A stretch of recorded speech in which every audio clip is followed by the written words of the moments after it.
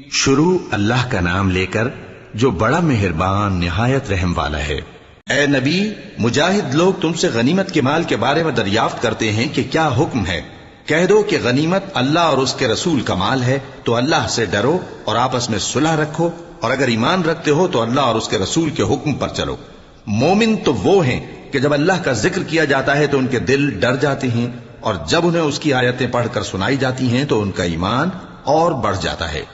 اور وہ اپنے پروردگار پر بھروسہ رکھتے ہیں۔ اور وہ جو نماز قائم کرتے ہیں اور جو مال ہم نے ان کو دیا ہے اس میں سے نیک کاموں میں خرچ کرتے ہیں، یہی سچے مومن ہیں، اور ان کے لیے ان کے پروردگار کے ہاں بڑے بڑے درجے ہیں اور بخشش اور عزت کی روزی ہے۔ ان لوگوں کو اپنے گھروں سے اسی طرح نکلنا چاہیے تھا جس طرح تمہارے پروردگار نے تم کو تدبیر کے ساتھ اپنے گھر سے نکالا۔ اور اس وقت مومنوں کی ایک جماعت ناخوش تھی، وہ لوگ حق بات میں اس کے ظاہر ہونے کے بعد تم سے جھگڑنے لگے، گویا موت کی طرف ہانکے جاتے ہیں اور اسے دیکھ رہے ہیں۔ اور اس وقت کو یاد کرو جب اللہ تم سے وعدہ کرتا تھا کہ ابو سفیان اور ابو جہل کے 2 گروہوں میں سے ایک گروہ تمہارے لیے مغلوب ہو جائے گا، اور تم چاہتے تھے کہ جو قافلہ بے شان و شوکت یعنی بے ہتھیار ہے وہ تمہارے ہاتھ آ جائے، اور اللہ چاہتا تھا کہ اپنے فرمان سے حق کو قائم رکھے اور کافروں کی جڑ کاٹ دے، تاکہ سچ کو سچ اور جھوٹ کو جھوٹ کر دے، گو مشرک ناخوش ہی ہوں۔ جب تم لوگ اپنے پروردگار سے فریاد کرتے تھے تو اس نے تمہاری دعا قبول کر لی اور فرمایا کہ تسلی رکھو، ہم 1000 فرشتوں سے جو ایک دوسرے کے پیچھے آتے جائیں گے تمہاری مدد کریں گے۔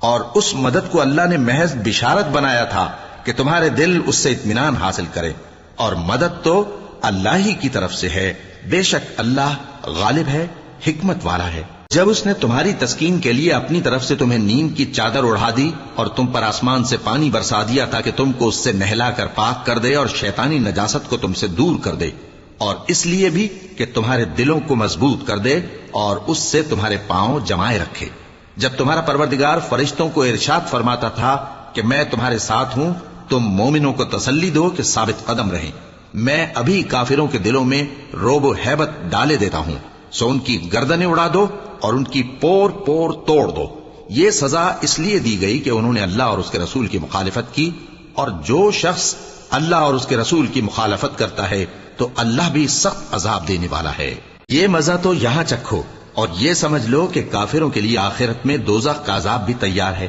اے اہل ایمان، جب میدان جنگ میں کفار سے تمہارا مقابلہ ہو تو ان سے پیٹھ نہ پھیرنا، اور جو شخص جنگ کے روز اس صورت کے سوا کہ لڑائی کے لیے کنارے کنارے چلے یعنی حکمت عملی سے دشمن کو مارے یا اپنی فوج میں جا ملنا چاہے، ان سے پیٹ پھیرے گا تو سمجھو کہ وہ اللہ کے غضب میں گرفتار ہو گیا، اور اس کا ٹھکانہ دوزخ ہے، اور وہ بہت ہی بری جگہ ہے۔ بس تم لوگوں نے ان کفار کو قتل نہیں کیا بلکہ اللہ نے انہیں قتل کیا، اور اے نبی، جس وقت تم نے کنکریاں پھینکی تھیں تو وہ تم نے نہیں پھینکی تھی بلکہ اللہ نے پھینکی تھی۔ اس سے غرض یہ تھی کہ مومنوں کو اپنے احسانوں سے اچھی طرح آزما لے، بے شک اللہ سنتا ہے، جانتا ہے۔ ہوا بھی یوں ہی، اور کچھ شک نہیں کہ اللہ کافروں کی تدبیر کو کمزور کر دینے والا ہے۔ کافروں، اگر تم فیصلہ چاہتے ہو تو تمہارے پاس فیصلہ آ چکا، اگر تم اپنے افعال سے باز آ جاؤ تو تمہارے حق میں بہتر ہے، اور اگر پھر نافرمانی کرو گے تو ہم بھی پھر تمہیں عذاب کریں گے، اور تمہاری جماعت خواہ کتنی ہی بڑی ہو تمہارے کچھ بھی کام نہ آئے گی، اور اللہ تو مومنوں کے ساتھ ہے۔ اے ایمان والو، اللہ اور اس کے رسول کے حکم پر چلو اور اس سے روگردانی نہ کرو جبکہ تم سنتے بھی ہو،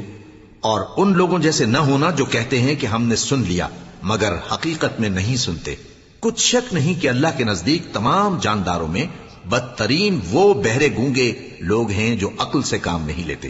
اور اگر اللہ ان میں خیر کی طلب دیکھتا تو ان کو سننے کی توفیق بخشتا، اور اگر یوں ہی انہیں سنوا دیتا تو وہ منہ پھیر کر بھاگ جاتے۔